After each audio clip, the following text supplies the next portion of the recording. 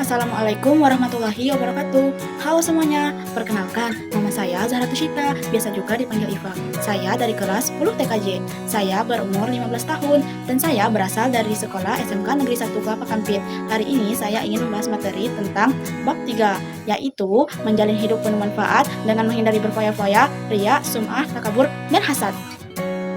Pertama-tama yang akan kita bahas di bab 3 ini adalah tentang berfoya-foya. Apa sih berfoya-foya itu?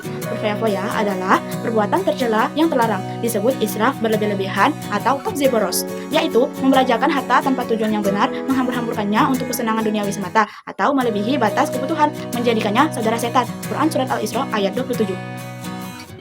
Ciri berfoya-foya adalah menghambur-hamburkan harta, gaya hidup konsumtif, tidak seimbang, dan berpotensi menimbulkan sifat buruk.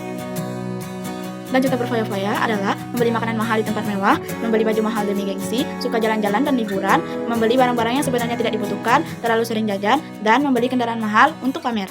Yang kedua, ada riya. Riya adalah perbuatan tercela dalam Islam, yaitu melakukan ibadah atau amal baik dengan niat agar dilihat, dipuji, atau mendapat sanjungan dari manusia, bukan ikhlas karena Allah Subhanahu wa taala, menjadikannya seperti syirik kecil yang merusak pahala dan termasuk penyakit hati.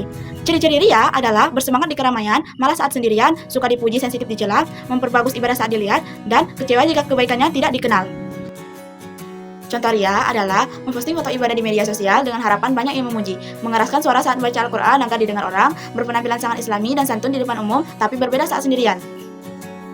Selanjutnya ada sum'ah. Sum'ah adalah sifat tercela dalam Islam, di mana seseorang sengaja memperdengarkan atau menceritakan amal baik yang telah dilakukannya yang tadinya tersembunyi kepada orang lain agar mendapat pujian, kedudukan, atau keuntungan duniawi, bukan karena ikhlas mencari ridha Allah. Perilaku ini termasuk syirik khafi atau syirik tersembunyi yang merusak pahala ibadah seperti membeli sedekah lalu menceritakannya di media sosial agar disebut dermawan.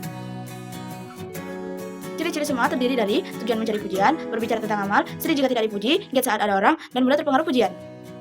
Dan contoh sum'ah adalah membaca Al-Quran dengan suara sangat keras agar dipuji karena suaranya indah, menceritakan sedekah yang diberikan secara sembunyi-sembunyi kepada teman-temannya, dan melakukan salat sunat di malam hari dengan sangat rajin saat ada tamu, namun jarang saat tidak ada tamu. Selanjutnya ada takabur. Takabur adalah sikap sombong atau angkuh merasa diri lebih hebat, mulia, atau sempurna dari orang lain, serta merendahkan orang lain dan menolak kebenaran. Ini merupakan sifat tercela dalam Islam yang lahir dari perasaan lebih baik karena pencapaian, jabatan, atau kekayaan yang membuat seseorang enggan menerima nasihat, kritik, dan merendahkan sesama hamba Allah.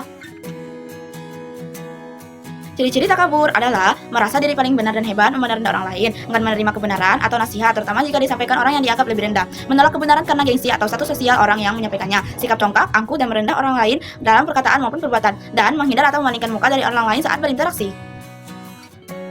Contoh takabur adalah merasa diri paling hebat, meremehkan orang lain, tidak menerima nasihat, pamer berlebihan, angkuh dalam sikap, sakit hati, dan berlebihan dalam gaya hidup.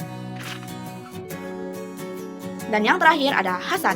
Hasad adalah perasaan iri atau dengki terhadap nikmat yang diterima orang lain, disertai keinginan agar nikmat tersebut hilang dari orang tersebut atau berpindah kepadanya, menjadikannya penyakit hati, berbahaya, merusak amal dan hubungan sosial. Ciri-ciri hasad adalah tidak ikhlas atas nikmat orang lain, senang dengan musibah orang lain, mencari-cari kesalahan, menjelek-jelekan atau menggunjing, tidak membela saat dibicarakan, merasa tersaingi, dan berharap nikmat orang lain hilang. Contoh hasad atau dengki adalah merasa tidak senang saat tetangga lebih laris dagangannya dan berusaha menjatuhkannya, membicarakan keburukan orang yang sukses, jadi pada pencapaian orang lain yaitu harta, ilmu, kedudukan, dan bahkan berharap nikmat orang lain hilang. Demikianlah penjelasan mengenai bab 3 yang bisa saya sampaikan. Semoga ilmu yang kita pelajari ini dapat membuat kita lebih dekat kepada Allah Subhanahu wa taala dan menghindari larangannya. Mohon maaf bila ada salah kata, saya akhiri. Wassalamualaikum warahmatullahi wabarakatuh.